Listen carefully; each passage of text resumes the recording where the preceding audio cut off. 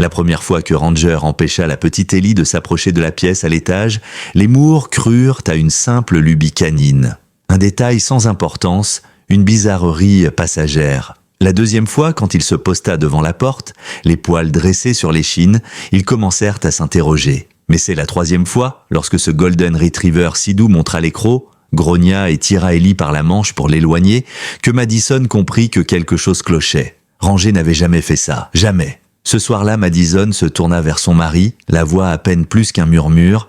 On dirait qu'il la protège de quelque chose. Cela faisait 3 semaines qu'ils avaient emménagé dans l'ancienne chapelle réhabilitée de Silver Grove, un petit village paisible perdu dans les pins de l'Oregon. 3 semaines de plus en plus tendues pour Ranger. 3 semaines à dormir, couché, juste devant la porte de la chambre d'Ellie.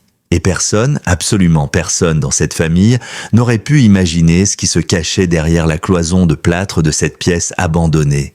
Car derrière ce mur, une vérité attendait depuis 15 ans. Les derniers mots désespérés d'une enfant oubliée. Laissez un j'aime et dites-nous ce que vous avez pensé de cette histoire dans les commentaires en précisant la ville d'où vous nous regardez. Maintenant, poursuivons l'histoire.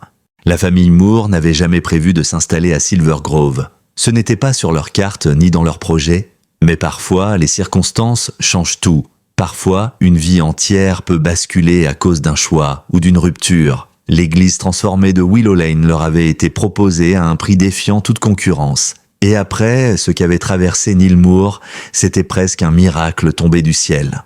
Ancien inspecteur principal à la police de Seattle, Neil avait raccroché après 2 décennies de service. Mais ce n'est pas la retraite qu'il avait choisie. C'est le métier qui l'avait brisé.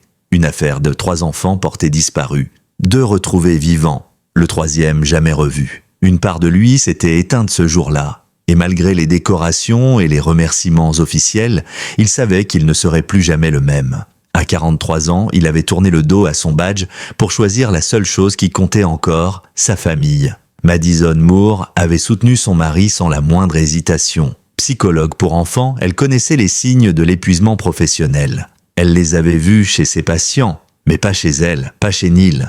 Elle aussi, à sa manière, était au bout du rouleau. Son cabinet avait grossi trop vite, les cas s'étaient empilés, les histoires devenues trop lourdes à porter jour après jour. À 40 ans, ses cheveux roux se parsemaient de gris et sa douceur masquait une fatigue profonde. Cette maison, ce déménagement, c'était leur nouvelle chance. Un nouveau départ. Et Ellie n'était pas une enfant comme les autres. À 8 ans, elle possédait cette sagesse rare qu'on appelle parfois une vieille âme. Elle parlait peu, mais chaque mot pesait. Elle lisait les silences, décryptait les regards. Elle voyait la tristesse derrière un sourire de façade, la solitude dans les yeux d'un inconnu. Ce don d'empathie la rendait profondément attachante, mais aussi vulnérable, plus ouverte à ce que d'autres ignoraient. Et Ranger, leur Golden Retriever de 9 ans, ne la quittait jamais. Offert par Neil, après une mission de sauvetage spectaculaire, ce chien avait autrefois retrouvé un alpiniste perdu contre toute attente. Depuis qu'il avait quitté les équipes de secours de l'Oregon, il s'était reconverti dans un seul rôle, protecteur d'Ellie, une ombre fidèle, silencieuse, bienveillante. Ce que les Moore ignoraient, en signant les papiers de leur nouvelle demeure, c'était son histoire. Ils savaient que les précédents propriétaires étaient partis en urgence, mais ils n'avaient pas demandé pourquoi. Ils ne connaissaient pas le nom d'Abigail Palmer, une fille de 12 ans disparue de cette maison 15 ans plus tôt. Ils ignoraient tout de son beau-père, Dennis Palmer, condamné à perpétuité sur des preuves fragiles. Et ils ne connaissaient pas non plus Meredith Lang, la vieille dame aux cheveux d'argent qui vivait seule en face depuis exactement 15 ans et qui avait observé en silence leur camion de déménagement. La première semaine à Silver Grove se passa sans heurts. Neil réparait ce qui devait l'être. Madison aménageait les pièces, s'appropriant doucement cet espace étrange. L'ancienne chapelle gardait ses plafonds hauts et ses vitraux colorés. Mais l'intérieur avait été remanié, le chœur transformé en salon, les mezzanines en chambre. C'est dans la plus petite pièce, celle au fond du couloir, que Ranger montra les premiers signes. Madison y installa son bureau. Neil y monta 6 cartons de livres. Ranger, comme toujours, les suivit jusqu'au seuil. Et là, il s'arrêta net. Oreilles plaquées, regard fuyant. Quand Neil l'appela, il recula. Madison en rit. Il n'aime pas les changements. Tu te souviens quand on avait bougé le canapé? Il a boudé 3 jours. Neil sourit, mais au fond, il trouvait ça étrange. Ranger avait traversé des incendies, franchit des ravins. Une chambre vide ne devrait pas l'effrayer. Ce soir-là, après avoir couché Ellie, Neil se retrouva sur les archives en ligne du journal local, sans trop savoir pourquoi, comme poussé par un instinct. Il tapa « Disparition, enfant Silver Grove, Oregon ». Le premier titre s'imposa à lui, glaçant. Une fillette disparaît de son domicile, le beau-père entendu. La photo qui accompagnait l'article fit basculer son estomac. Une gamine blonde souriante devant la porte rouge distinctive de leur maison. C'était bien ici. C'était Abigail Palmer. Les articles suivants dressaient le portrait d'un homme accusé sur peu de preuves, un corps jamais retrouvé, une affaire classée. Neil referma précipitamment l'ordinateur lorsque Madison entra dans la pièce. Ellie parle d'une nouvelle amie imaginaire, dit-elle en se pelotonnant contre lui. Elle dit qu'elle s'appelle Abby. Neil sentit sa gorge se nouer. Abby, hein? Elle dit qu'elle l'a rencontrée en haut dans ton bureau. Je suis soulagé en fait. Je craignais que le déménagement l'angoisse. Mais elle a l'air bien? Neil forçait un sourire. Il se sentait glisser dans quelque chose qu'il ne comprenait pas encore. Le lendemain matin, Ranger suivait Ellie à la trace. Et lorsqu'elle monta les escaliers, il se colla à elle, la repoussant doucement vers la cuisine. Le 4e jour, la situation s'aggrava. Quand Ellie voulut montrer ses livres à Abby, Ranger se posta devant la porte. Pas agressif, juste inébranlable. « Ranger, pousse-toi !» ordonna Ellie, les poings sur les hanches, imitant sans le savoir sa mère. Mais le chien ne bougea pas d'un poil. Madison arriva avec son panier à linge. « Qu'est-ce qui se passe ici ? Il ne veut pas me laisser entrer, je veux montrer mes livres à Abby. » Madison fronça les sourcils. « Chérie, tu sais, les amis imaginaires peuvent aller partout, pas besoin d'une pièce précise. » Mais elle dit que c'est sa chambre spéciale. Ce soir-là, Madison partagea ses inquiétudes. C'est étrange, elle donne tellement de détails sur Abby, elle dit qu'elle est triste, qu'elle a besoin d'aide. Neil se raidit, puis lui raconta ce qu'il avait découvert. Le nom, la photo, la disparition, le visage de Madison perdit toute couleur. « Il faut qu'on parle à Ellie », souffla-t-elle, doucement. Les enfants captent parfois des choses qu'on ne peut pas expliquer. Neil hocha la tête, le regard perdu dans la pénombre. Ce qui me hante, c'est le comportement de Ranger. Il n'est pas entraîné pour détecter les vivants seulement. Il a servi dans des opérations de recherche après des incendies, des glissements de terrain. Il a retrouvé des corps, m'a dit. Il sent les choses. Elle frissonna, bien que la pièce fût agréablement chauffée. Je t'en prie, ne dis pas ça. Mais au fond d'elle, quelque chose résonnait. Une alarme sourde, une certitude qu'elle n'osait encore formuler. Le lendemain matin, on frappa à leur porte. Sur le perron se tenait une femme à la chevelure argentée, un panier couvert d'un tissu à carreaux dans les bras. « Bienvenue dans le quartier », lança-t-elle d'une voix douce mais tendue. « Je m'appelle Meredith Lang, je vis juste en face. Je me suis dit que vous aimeriez peut-être des muffins maison. » Neil accepta le panier avec un remerciement poli, mais son regard fut attiré par celui de la vieille femme qui s'attardait derrière lui, scrutant leur intérieur avec une insistance mal dissimulée. « Jolie maison, n'est-ce pas ?» fit-elle. « Je l'ai vue changer de main plusieurs fois, au fil des années. »« Vous habitez ici depuis longtemps ?» demanda Madison qui venait de rejoindre son mari. « 15 ans, le mois prochain, » répondit-elle, un éclat étrange dans le regard. On dirait que c'était hier. Avant que quiconque ne puisse répondre, Ranger apparut dans le couloir, fixe, les oreilles droites. Il ne grogna pas, mais ses yeux scrutaient la vieille femme intensément. Elle perdit un instant sa contenance. « Magnifique chien !» souffla-t-elle. « J'ai toujours cru que les animaux sentent ce que les humains ne veulent pas voir. » Après son départ, Madison ferma la porte doucement. « Tu as vu comme elle fixait l'intérieur ?» Neil hocha la tête. Elle ne venait pas pour les muffins. Plus tard dans l'après-midi, alors qu'une pluie fine tambourinait contre les vitraux, Ellie annonça qu'elle montait jouer. Neil observe Ranger se lever aussitôt, l'accompagnant sans un bruit. 10 minutes plus tard, un aboiement sec suivi d'un cri frustré résonna à l'étage. Les deux parents se précipitèrent. Ellie était assise en tailleur dans le couloir, les bras croisés. Ranger, droit comme une statue, bloquait à nouveau l'entrée du bureau. « Il ne veut encore pas me laisser entrer. Abby m'attend. » Neil s'agenouilla. « Ellie, ma puce, on doit te parler de ton amie. »« Elle est réelle !» le coupa-t-elle avec conviction. « Elle est triste, elle a peur, et elle veut que je trouve quelque chose. » Madison s'accroupit à son tour, posant une main douce sur l'épaule de sa fille. « Et qu'est-ce qu'elle veut que tu trouves, mon cœur ?» Ellie pinça les lèvres. Elle ne sait pas, mais elle dit que c'est important, que c'est caché derrière le mur, là où elle a pleuré. Neil et Madison se figèrent. Jamais ils n'avaient parlé de l'histoire d'Abigail à leur fille. Aucun mot sur le passé sombre de la maison. Et pourtant, Ellie savait. Cette nuit-là, Ranger refusa de rejoindre le pied du lit de ses maîtres. À la place, il s'allongea devant la porte de la chambre d'Ellie, son corps tendu, les yeux ouverts. Dans le bureau, le thermomètre chuta inexplicablement. Alors que l'automne restait doux, la petite pièce semblait s'être figée dans une atmosphère glaciale. Neil, incapable de dormir, s'installa dans la cuisine. Les dossiers de l'affaire Palmer étalés devant lui. Il avait contacté le bureau du shérif de Silver Grove sous couvert de son ancien statut de détective. Curieusement, il s'était montré très coopératif, lui envoyant les anciens rapports, les procès-verbaux, les relevés de fouilles. À mesure qu'il relisait les documents, un sentiment d'injustice croissante montait en lui. L'enquête avait été expédiée, ciblée dès le départ sur Dennis Palmer. Aucun autre suspect envisagé. Pas de corps, juste quelques incohérences, quelques aveux de fatigue. Et maintenant, cette maison, cette pièce, et cette lettre que peut-être quelqu'un avait voulu garder dans l'oubli. Les griffes de Ranger résonnèrent sur le parquet. Le chien entra dans la cuisine, posa sa tête sur la cuisse de Neil. « Tu le savais, pas vrai ?» murmura-t-il, caressant l'arrière des oreilles du chien. « Tu l'as toujours su ?» Ranger émit un petit gémissement, comme pour approuver. Au matin, Neil retrouva Madison dans la cuisine, préparant le déjeuner d'Ellie. Il se verse un café, le regard sombre. « Il faut qu'on parle, de la maison et de l'affaire Palmer. » Madison s'arrêta, couteau suspendu au-dessus du pain. « Quoi exactement ?» Il inspira profondément. « J'ai brièvement travaillé sur ce dossier, il y a 15 ans. On nous avait demandé un appui de Seattle. Je n'avais pas reconnu l'adresse, c'était encore listé comme « Chapelle de la Grâce Éternelle », pas le numéro qu'on a aujourd'hui. Mais j'ai vu sa photo hier soir. C'était cette porte rouge, cette maison. Elle posa lentement son couteau. « Pourquoi tu ne m'as rien dit ?»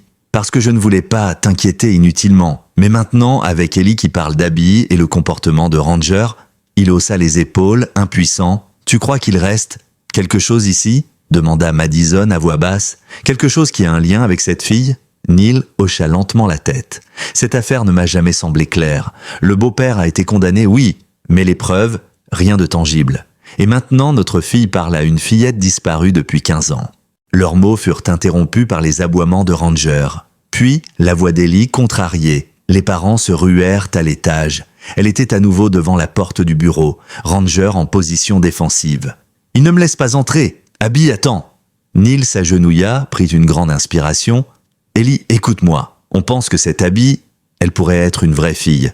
Une qui a vécu ici avant. Je le sais, pleura-t-elle. Elle m'a montré des choses, comme l'endroit où elle cachait ses trésors dans le jardin. J'ai creusé et j'ai trouvé une vieille bille en verre, comme elle m'avait dit. » Les Moore se regardèrent abasourdis. Ils ne lui avaient jamais rien dit, absolument rien. Et pourtant, cet après-midi-là, pendant qu'Ellie était à l'école, Neil et Madison décidèrent de fouiller la fameuse pièce. Ranger les suivit jusqu'au seuil, comme à son habitude, mais s'arrêta net à la limite du cadre de la porte. Il s'assit, oreilles plaquées en arrière, et les regarda avec une intensité presque humaine. « Il ne veut toujours pas entrer », murmura Madison, comme si le moindre mot pouvait déclencher quelque chose. Neil tenta de le faire avancer avec une friandise, puis une caresse, puis un ordre sec. Rien à faire. Ranger refusait. Il fixait la pièce avec une méfiance absolue.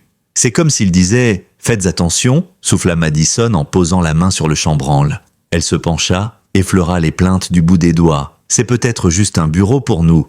Mais pour lui, il sent autre chose. Neil acquiesça. Ce chien était l'un des meilleurs chiens de détection cadavérique de tout l'État. Si quelque chose s'est passé ici, s'il y a eu une mort non résolue, Ranger le sentirait.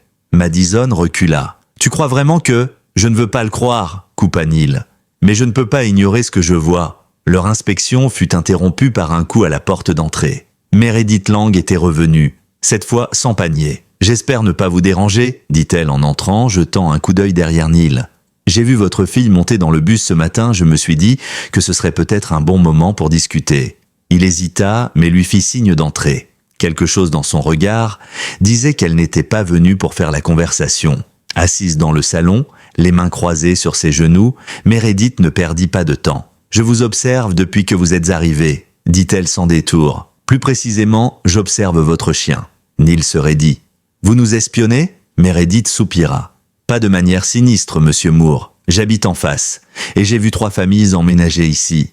3 familles qui sont toutes reparties au bout de quelques mois. Elles parlaient toutes de phénomènes étranges. » Madison se pencha. Quel genre de phénomène? Des courants d'air glacés, des objets déplacés, et des enfants, qui parlaient d'une petite fille triste, qui s'appelait Abby. Ses mains tremblaient légèrement en ajustant son cardigan. Aucune de ces familles qui en avait un chien comme le vôtre. Neil fronça les sourcils. Comment connaissez-vous le nom d'Abigail Palmer? Meredith eut un sourire douloureux. Tout le monde ici connaît l'histoire, une tragédie. Mais j'y étais, j'ai emménagé juste après sa disparition. Beaucoup de gens partent loin des lieux de malheur. Moi, je suis venu m'y installer. J'avais mes raisons. Elle se leva, le regard fixé sur Neil. Vous n'avez peut-être plus votre badge, monsieur Moore, mais croyez-moi, votre chien, lui, vous a déjà donné la piste. Il essaie de vous dire quelque chose. Écoutez-le, avant que le père de l'affaire Palmer ne soit relâché. La vérité a attendu 15 ans. Je ne suis pas sûr qu'elle puisse attendre plus longtemps. Lorsqu'elle quitta la maison, Madison referma la porte avec précaution, l'esprit embrouillé. Elle savait que tu étais inspecteur. On n'a pourtant rien dit à personne ici. Neil hocha la tête, toujours aussi inquiet. Je sais. Et elle a raison sur un point. Ranger sait.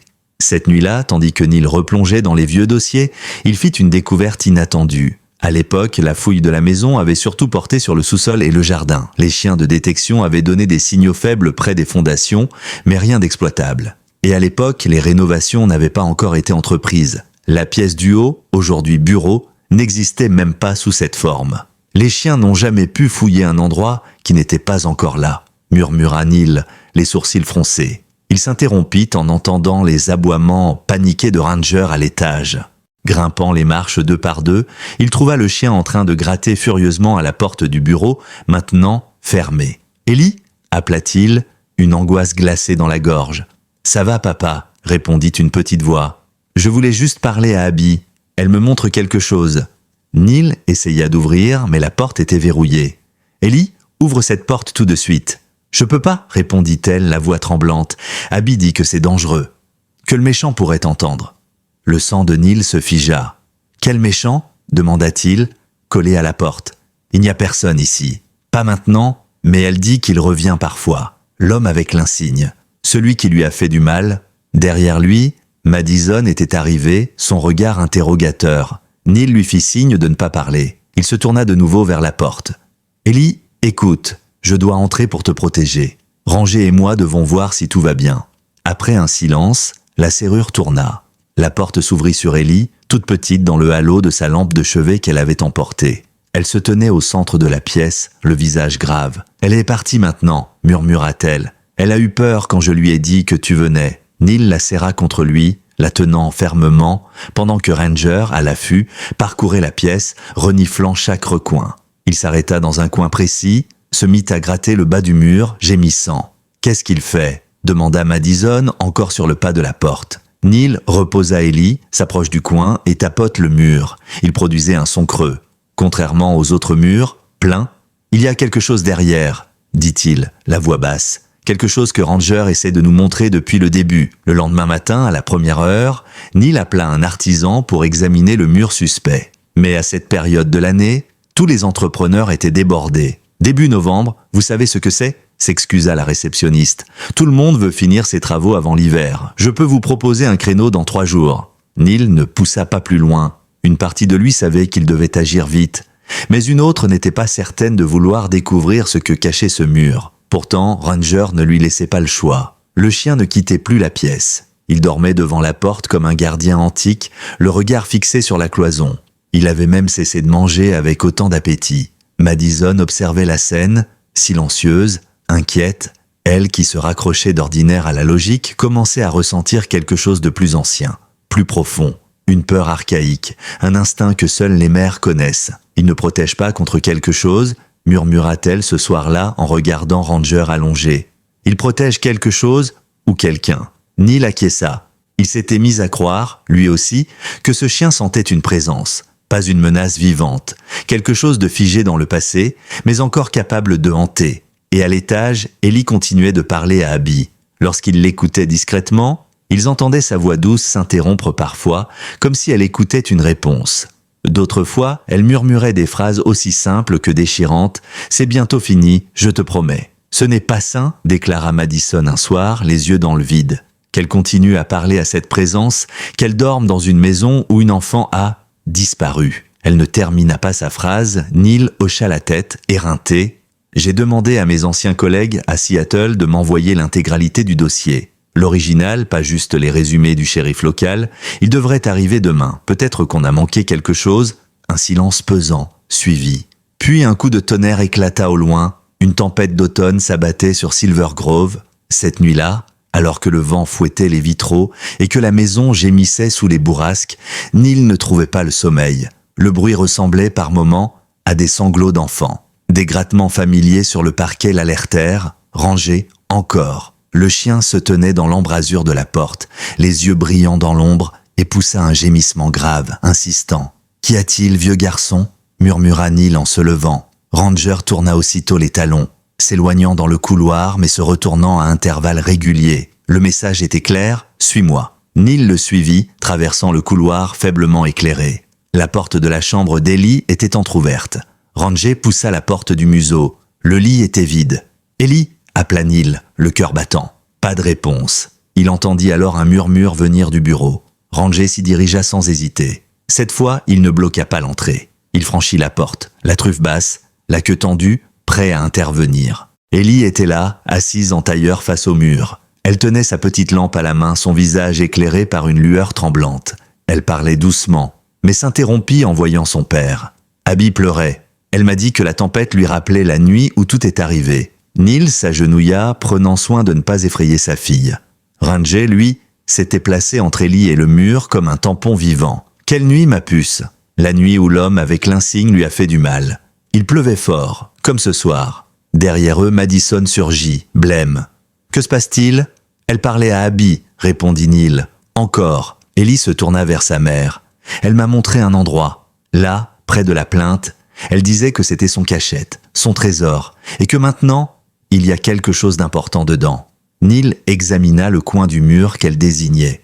C'était exactement là que Ranger avait gratté. Et en y regardant de plus près, il vit une fissure presque invisible dans le plâtre. Un cheveu de craquelure dissimulé à l'œil nu. « On en parlera demain » dit Madison, tentant de garder un ton neutre. « C'est tard, et Abby ne veut pas que tu sois seule, pas vrai ?»« Elle est juste triste » répondit Ellie. « Elle attend depuis si longtemps.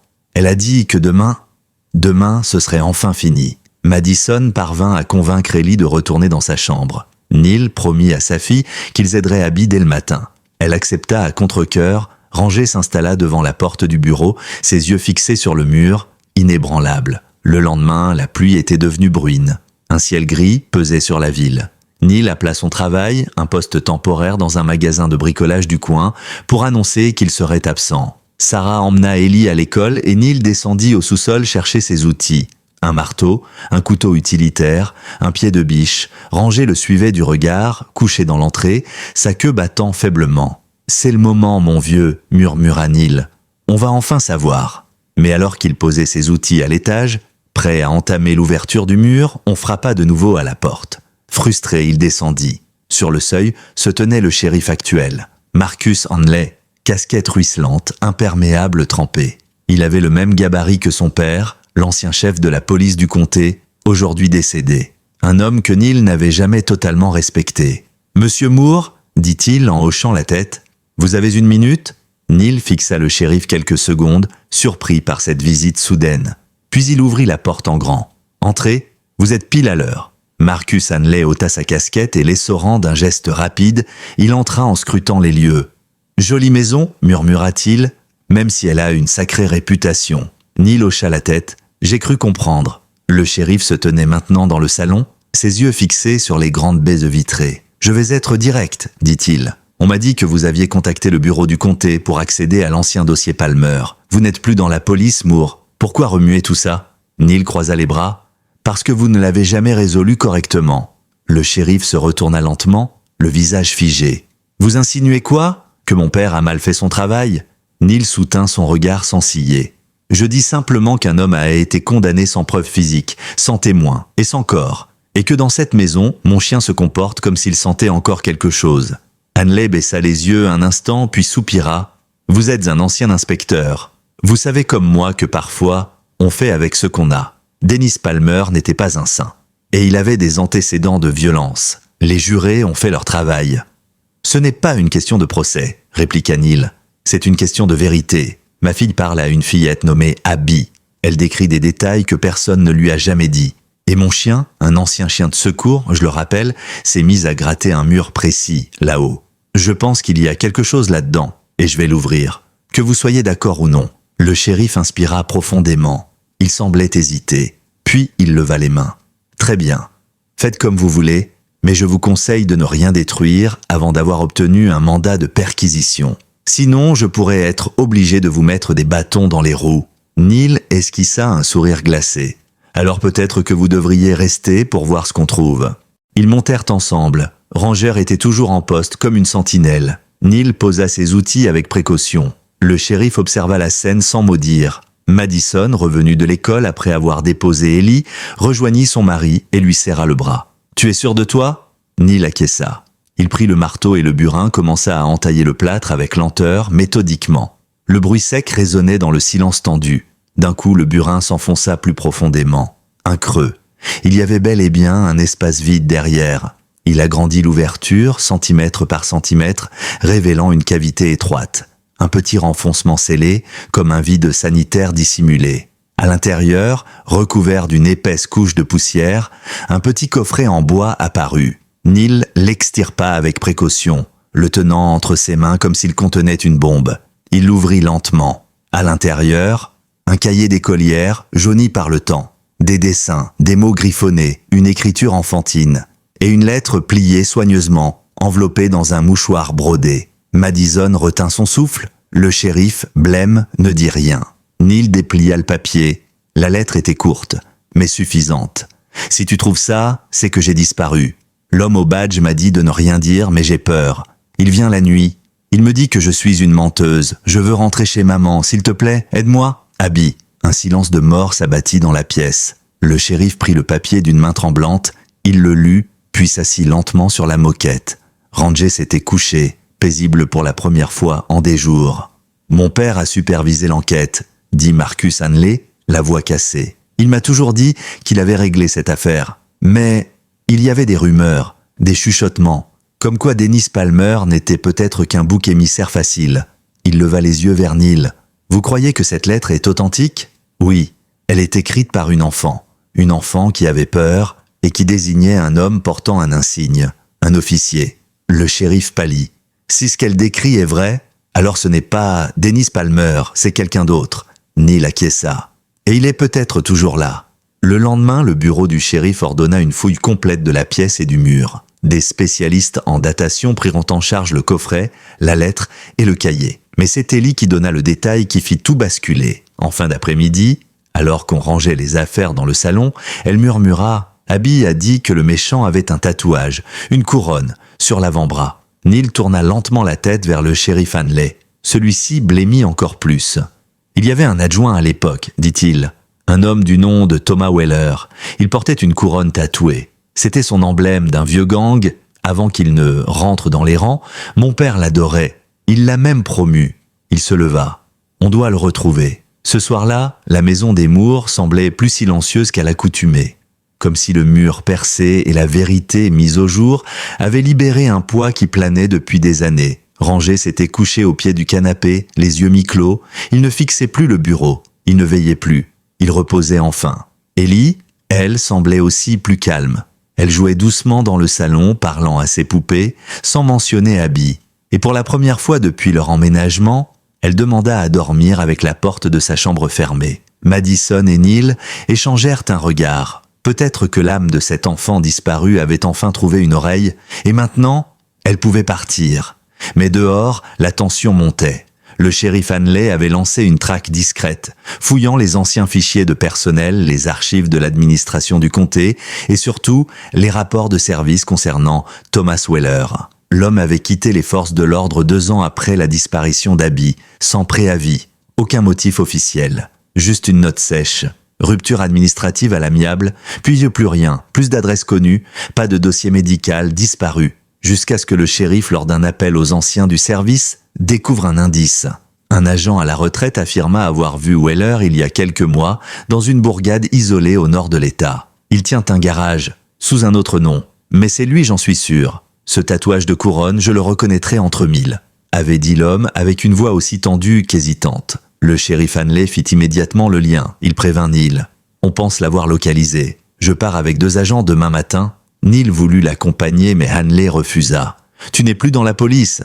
Et si c'est vraiment lui, on ne sait pas de quoi il est capable. » Cette nuit-là, Neil dormit à peine. Il revoyait la lettre d'Abby, son écriture tremblait, ses mots brisés. Il se souvenait aussi de tous les visages croisés dans cette affaire 15 ans plus tôt. Et quelque chose le hantait. Ce n'était pas seulement Weller, c'était tout ce que le système avait voulu oublier. Rangé, comme s'il lisait dans son esprit, posa sa tête sur ses genoux, ses yeux noirs, remplis de calme. Ce chien savait. Au matin, alors que la ville se réveillait lentement, Neil reçut un appel. C'était Hanley. On l'a trouvé.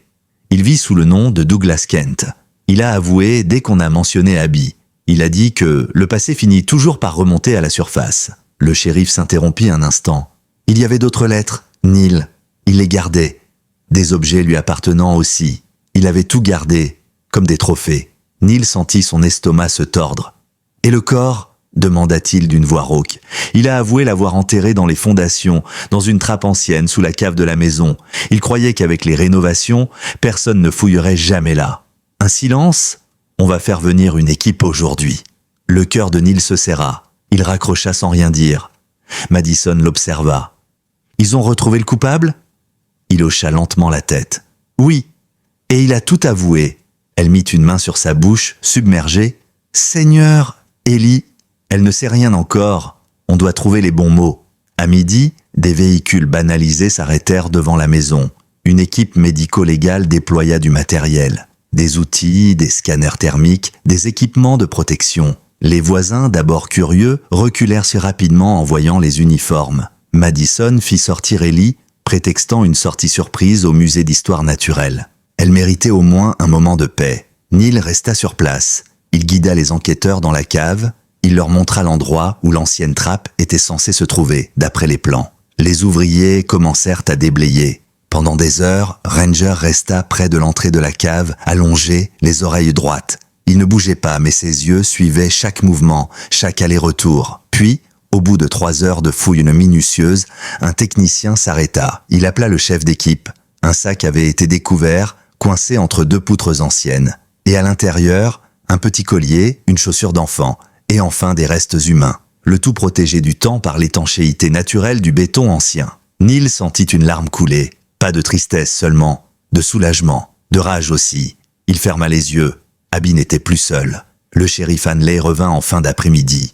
Il s'arrêta devant Neil, silencieux. « On vient de confirmer, c'est elle. ADN en cours, mais l'âge, les objets, les os, tout concorde. » Neil leva les yeux vers lui. « Et Weller ? Il sera transféré au centre de détention de Fermont ce soir.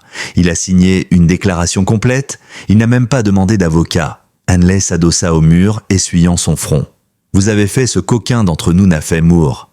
Vous avez écouté ce que personne ne voulait entendre. » Neil regarda Ranger, toujours immobile. « Ce n'est pas moi, c'est lui. » Le jour suivant, la maison était étrangement calme.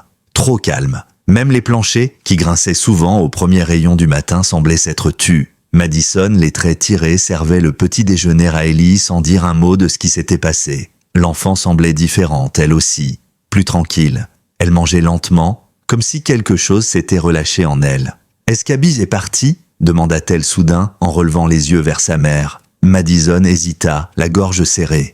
« Oui, ma chérie, elle est en paix maintenant. » Ranger était couché près de la porte vitrée, observant les feuilles d'automne tomber sur la pelouse.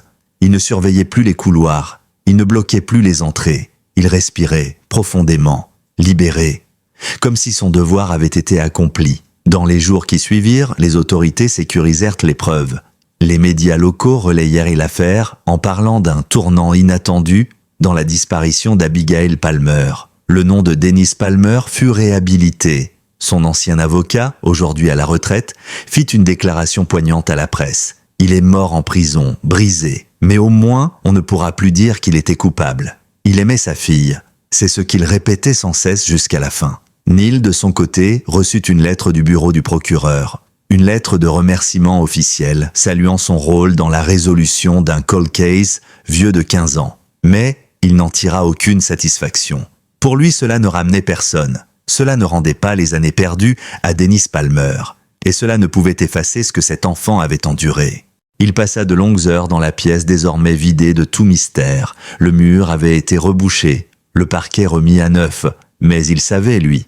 Il savait ce qu'il y avait eu là. Il avait vu les fragments, senti le poids. Et il se surprenait à parler tout bas, à murmurer des mots de pardon à une enfant qui n'était plus là, mais qui, grâce à sa fille, avait trouvé une voie. Un soir, alors qu'il s'apprêtait à refermer la lumière de la pièce, Ellie entra doucement. Elle tenait un dessin dans les mains. Elle le lui tendit, silencieuse. C'était un portrait d'Abby, une fillette aux grands yeux entourée de fleurs. « Elle m'a dit merci », murmura-t-elle. Elle est partie en souriant. Neil sentit son cœur se serrer. Il serra sa fille dans ses bras, longtemps. Rangé observait la scène allongée au seuil, sa respiration paisible. Il savait, lui aussi. Il savait que l'innocence avait été rendue, que la vérité avait été dite. Quelques jours plus tard, une cérémonie eut lieu dans le jardin de l'église reconvertie. Pas un enterrement, non, mais une commémoration, en présence d'anciens camarades d'Abby, aujourd'hui adultes, de voisins et de quelques membres de la police. Le nom d'Abigail Palmer fut gravé sur une plaque, apposée sur la façade, à la mémoire d'une enfant oubliée trop longtemps. Madison lut un texte préparé par Ellie. C'étaient des mots simples mais profonds. Abby était seule, mais elle est restée courageuse, elle a attendu, et maintenant, elle est libre. L'assemblée resta silencieuse un long moment, puis quelqu'un lança, et elle a été entendue. Après la cérémonie, alors que tout le monde se dispersait, Neil s'assit sur les marches du perron. Ranger vint se coucher à ses pieds, le soleil d'automne perçait à travers les arbres. Il ferma les yeux, il entendait les rires d'enfants portés par le vent, et au milieu de tout ça, la paix. Mais l'histoire ne s'arrêtait pas là. Le soir même, Neil reçut un appel inattendu.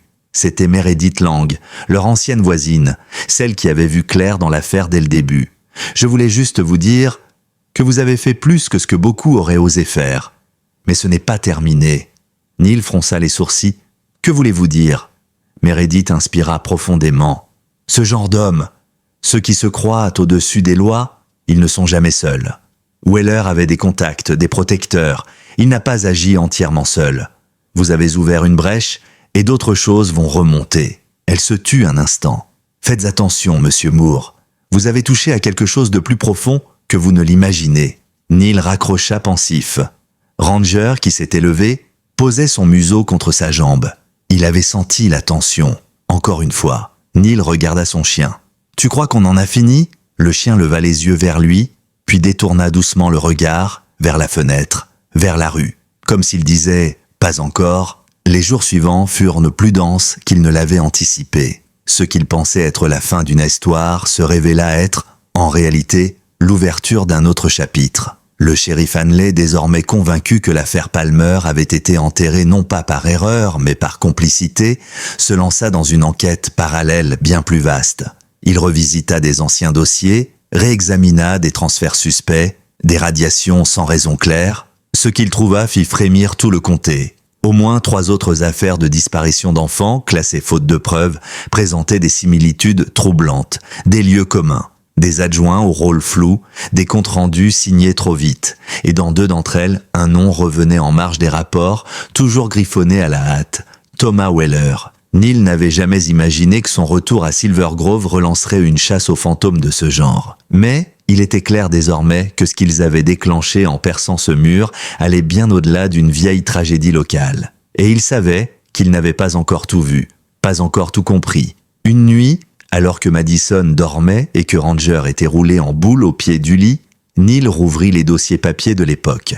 Il avait fait des copies des rapports originaux, ceux que ses collègues de Seattle lui avaient envoyés. En marge d'un des premiers comptes rendus de disparition d'Abby, un nom apparaissait brièvement, puis avait été barré au stylo noir, T. Weller, contact terrain, patrouille sud. Mais ce qui frappa Neil, c'était l'écriture qui avait corrigé ce nom.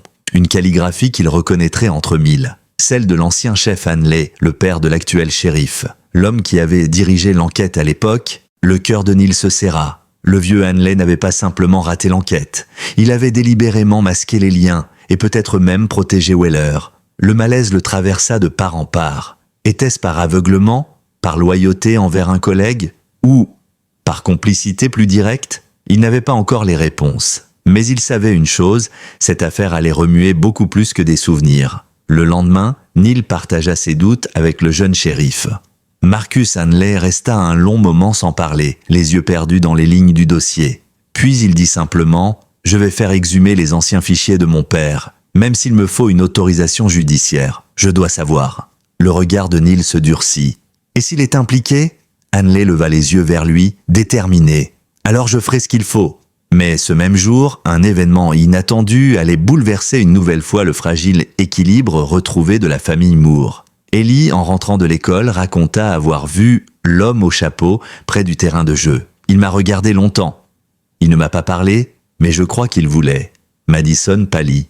Neil se raidit. « Tu es sûr que tu ne l'as jamais vu avant ?»« Non, dit-elle, mais Ranger l'a vu aussi. » Il s'est mis à grogner, très fort. La description qu'elle donna fut brève mais précise. Un homme d'environ 50 ans, veste de randonnée, chapeau en toile et un bracelet en cuir à la main gauche. Neil nota immédiatement ce détail. Il fouilla dans les archives de presse, les bases de données en ligne, et il finit par tomber sur une photo, vieille de 15 ans, Weller en uniforme au second plan d'une cérémonie. Il portait ce bracelet, et derrière lui un autre homme, grand, barbu, veste en toile, même profil. À noter sur la photo comme adjoint J. McRae. Neil le tenait. Un autre nom, un autre homme impliqué, peut-être même un complice silencieux. Le lien entre tous ces hommes, c'était leur silence et leur insigne. Il contacta immédiatement le shérif Hanley. Celui-ci confirma que McRae avait disparu des radars après sa retraite anticipée en 2011.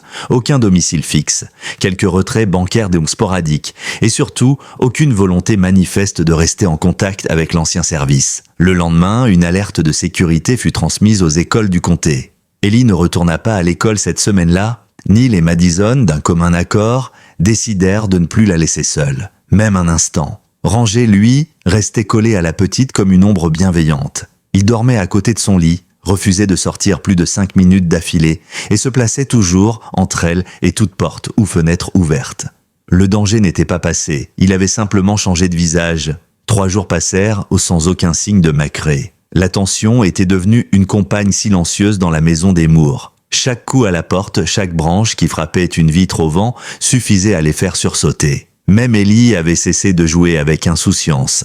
Elle collait Ranger à chaque déplacement, et ses nuits, même calmes, étaient ponctuées de murmures dans son sommeil. Madison dormait peu, et Neil alternait entre l'analyse des anciens dossiers et les tours de garde improvisés, vérifiant toutes les serrures chaque soir, puis chaque matin. Le shérif Hanley, de son côté, était tombé sur un élément troublant. En fouillant les rapports de patrouille signés par McRae au cours des années où Weller était en service, il remarqua qu'ils intervenaient souvent en binôme et systématiquement dans les affaires de fugue ou de mineurs signalés comme agités. Des enfants placés, des adolescents marginalisés, des jeunes que personne ne défendait vraiment.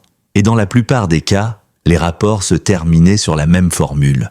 Sujet remis aux services sociaux, aucun suivi nécessaire. Mais il n'y avait pas de traces de ces suivis. Pas de nom de travailleurs sociaux, pas de signalements ultérieurs, juste des silences administratifs. Trop nombreux pour être accidentels.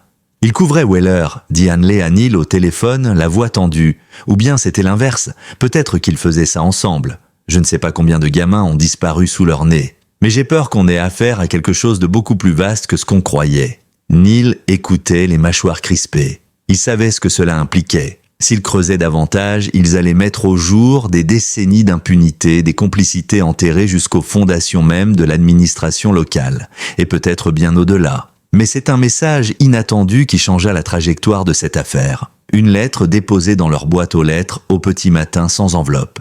Elle était pliée simplement, manuscrite, et elle ne portait qu'une seule phrase « Vous avez trouvé la première, mais il y en a d'autres, ne vous arrêtez pas. J.M. » Neil lut et relut le message une dizaine de fois. Il savait que ses initiales ne pouvaient être qu'une chose, John McRae, et qu'il était encore dans les parages. Il n'était pas venu menacer. Il n'était pas venu effacer des preuves. Il voulait qu'il sache, qu'il continue. Pourquoi? Était-ce un remords tardif, une peur que tout tombe sur lui, ou une manière détournée de se faire attraper? Le shérif fut immédiatement prévenu. Des patrouilles renforcées furent déployées autour de la maison. Neil installa une caméra discrète dans la boîte aux lettres et une autre sur le porche.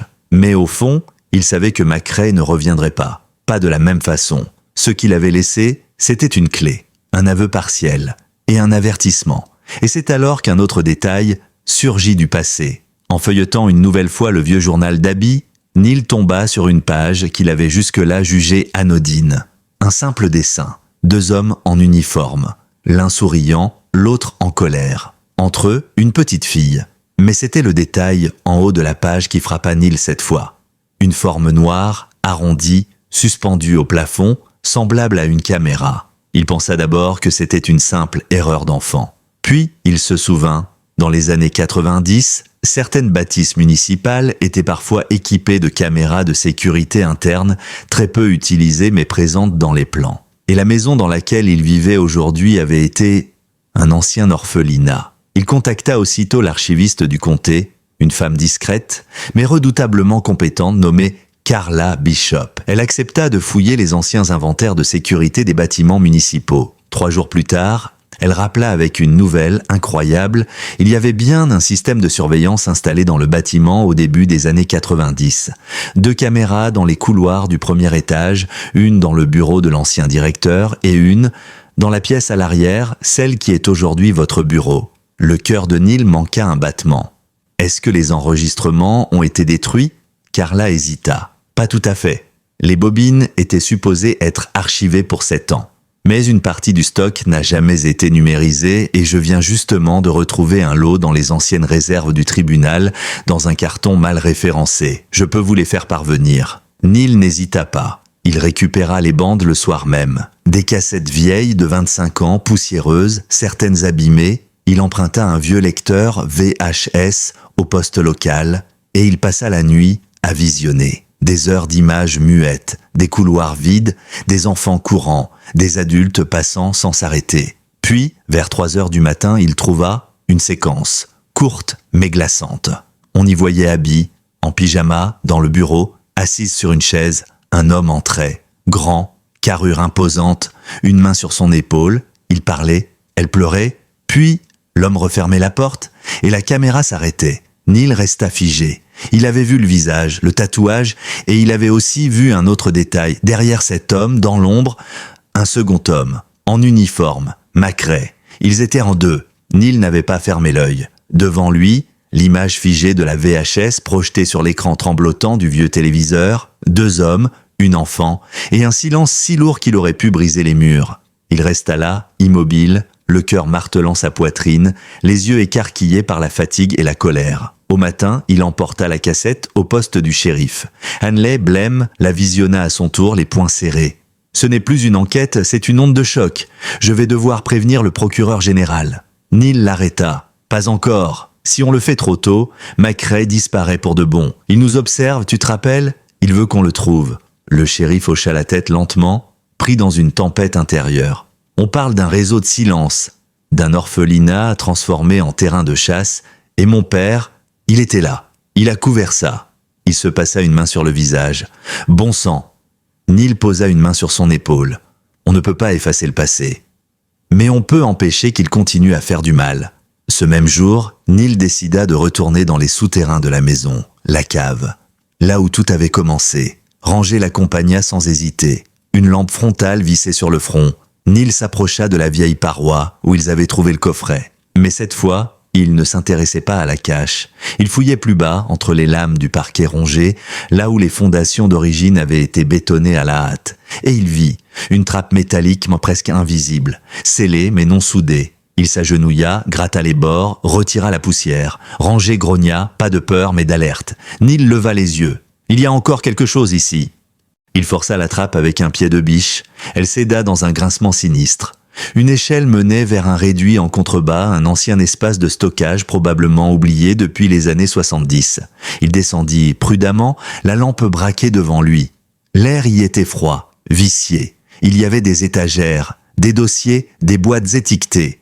Et au fond, un coffre rouillé. Il l'ouvrit. À l'intérieur, des enregistrements, des bobines VHS, des cassettes audio, des documents administratifs barrés de tampons rouges. Et surtout, des photos, des visages d'enfants, des formulaires d'admission. Certains noms lui étaient familiers, des enfants portés disparus, jamais retrouvés. Il remonta en tremblant, portant ce qu'il avait pu sauver. Il appela immédiatement Hanley. « J'ai trouvé une archive clandestine. Sous la cave, ce n'était pas juste un crime, c'était un système. Hanley arriva 1 heure plus tard avec une équipe. Ils descendirent ensemble. À mesure que les preuves s'amoncelaient, la certitude se formait. Il y avait eu, ici, un schéma de prédation structuré, orchestré sous le couvert d'une autorité officielle. Les enfants placés n'étaient pas seulement oubliés. Ils avaient été livrés. L'après-midi, un mandat fut signé. Le bureau du procureur, alerté, envoya une cellule spéciale. Le FBI fut contacté. L'affaire dépassait désormais le cadre local. Et pendant ce temps, Ellie jouait dans le jardin, insouciante, avec Ranger qui tournait autour d'elle comme une sentinelle muette. Neil l'observait par la fenêtre, son cœur tiraillé entre soulagement et frisson, parce qu'il savait que s'il n'avait pas déménagé ici, si Ellie n'avait pas parlé avec Abby, personne n'aurait jamais su. Et c'est ce soir-là, alors que la pluie commençait à tomber sur le toit de la maison, qu'un véhicule discret se gara à l'angle de la rue.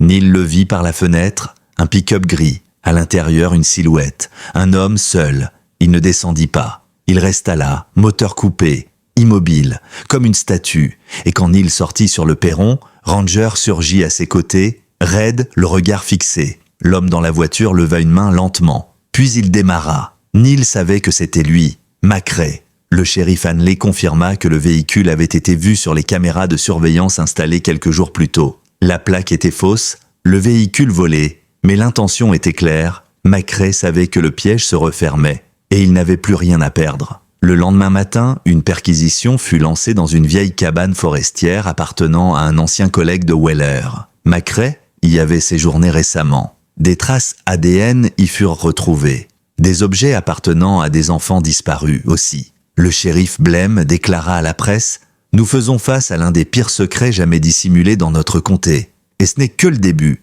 Neil, lui, regardait Ellie jouer avec Ranger dans les feuilles mortes. Il pensait à Abby, aux autres enfants, aux familles qui n'avaient jamais eu de réponse, et il se jura que tant que McRae ne serait pas retrouvé, il ne lâcherait rien. Les jours suivants prirent l'allure d'une traque. McRae restait introuvable, mais il laissait derrière lui des traces, des mouvements de compte anonymes, des caméras de surveillance au péage, des empreintes sur des bidons retrouvés près d'un abri incendié. Il fuyait, mais pas pour se cacher. Il semblait vouloir laisser une piste, comme s'il voulait qu'on le rattrape, ou peut-être qu'il ne fuyait pas, mais qu'il cherchait à exposer tout ce qu'il savait avant que le silence ne l'emporte. La cellule fédérale installée dans le comté commença à recouper les éléments. Les documents retrouvés dans la trappe secrète de la maison Moore révélaient un réseau diffus, étendu sur plus de 15 ans. Plusieurs noms émergeaient, des hommes autrefois respectés, des éducateurs, un ancien directeur du centre de placement, un adjoint à la retraite vivant désormais dans le sud du Texas.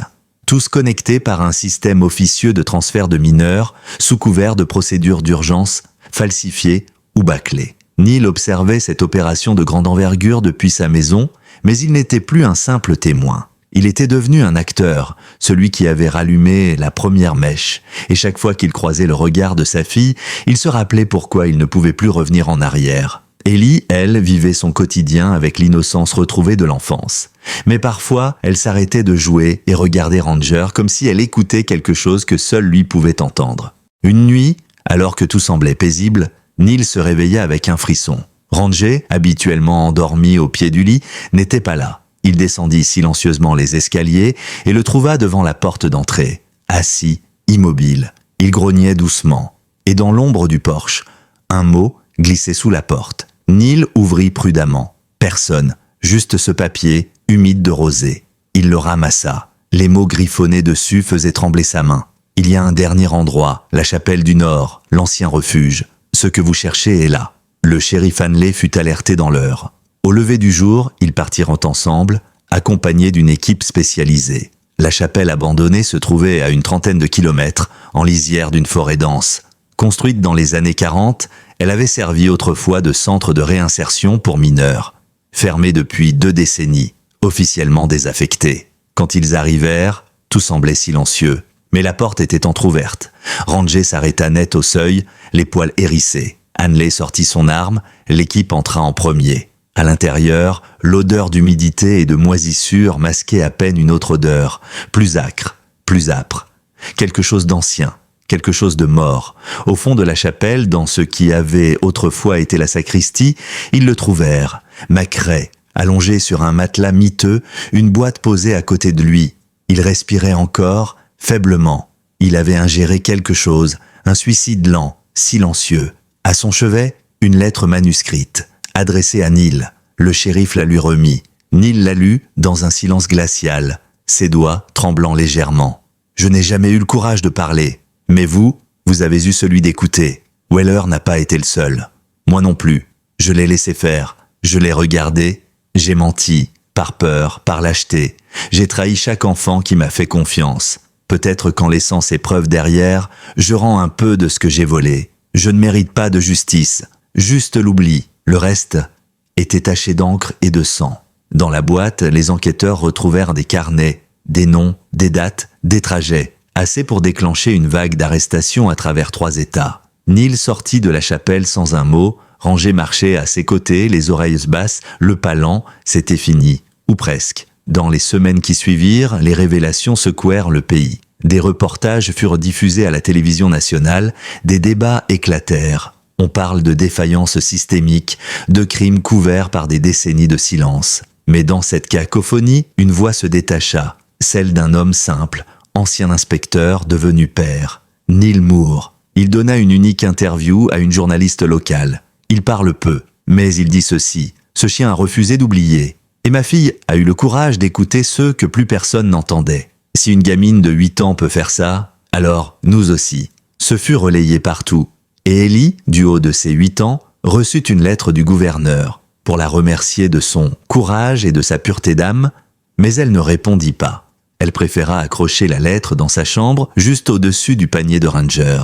C'était sa façon à elle de dire que cette histoire ne lui appartenait pas seule, qu'elle était celle de tous les enfants oubliés. L'automne laissa bientôt place à l'hiver, et la maison des Moore retrouva un calme différent. Pas celui de la peur, ni celui du doute. Un silence apaisé, un silence de reconstruction. Chaque matin, la lumière filtrait à travers les vitraux de l'ancienne église, redessinant des motifs colorés sur les murs rénovés. Ellie passait des heures à les observer, assise au pied de Ranger, le dos appuyé contre lui. Elle disait que les couleurs changeaient en fonction de ce que ressentait la maison. Neil et Madison savaient que rien ne serait jamais plus tout à fait comme avant. Mais ils savaient aussi que quelque chose d'immense s'était produit ici.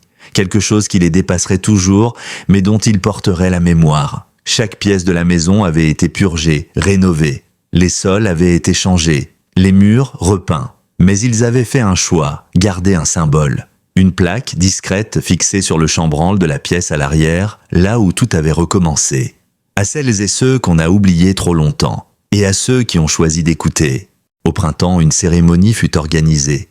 Pas une commémoration officielle, rien de solennel. Juste une rencontre dans le jardin entre familles, anciens enfants placés et voisins. Des visages abîmés par les années, mais illuminés par la reconnaissance. Beaucoup vinrent pour Ellie, d'autres pour Ranger.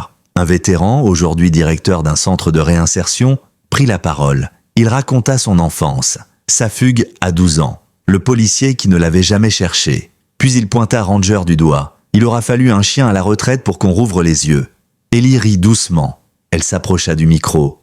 Ranger, il entend mieux que nous, pas avec ses oreilles, avec son cœur, rire, applaudissements, larmes. Neil, lui, resta en retrait. Il observait les bras croisés, le cœur ému. Il ne voulait pas être au centre. Il avait fait ce qu'il fallait, c'était tout. Quelques mois plus tard, le bureau du gouverneur proposa de racheter la maison pour en faire un centre d'écoute et de ressources pour enfants victimes de maltraitance.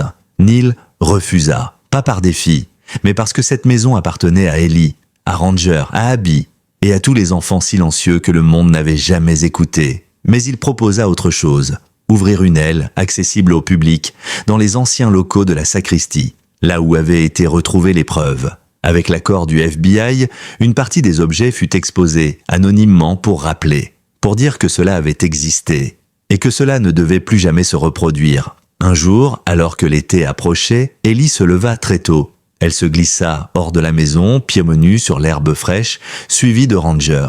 Ils allèrent ensemble jusqu'au vieux banc, au bout du jardin. Elle s'assit, lui posa la tête sur les genoux, le soleil se levait doucement, et elle lui murmura « Elle va bien, tu sais ?» Abby. Elle ne pleure plus. Elle court. Elle rit. Elle me l'a dit. Ranger remua la queue. Juste une fois. Puis il ferma les yeux. Neil le retrouva 1 heure plus tard, paisible. Comme endormi, Ellie, immobile, le caressait toujours doucement. Il est parti en gardien. Il va protéger d'autres enfants maintenant, dit-elle simplement. Ils l'enterrèrent sous le grand chêne, au fond du jardin, là où il aimait dormir. Une stèle fut posée, sobre, gravée avec ces mots « Rangé, protecteur, témoin, ami ». Tu as écouté ceux qu'on n'entendait plus? Les années passèrent. Ellie grandit. Elle devint éducatrice spécialisée. Et chaque fois qu'un enfant brisé arrivait entre ses mains, elle posait doucement la main sur son cœur. Et elle se souvenait d'un vieux Golden Retriever, d'une maison pleine de murmures, d'une porte que personne ne voulait ouvrir, et d'une lettre venue du passé qui avait changé la vie de tant de gens. Parce que parfois, tout commence par un chien qui refuse de se taire, et une petite fille qui choisit de l'écouter.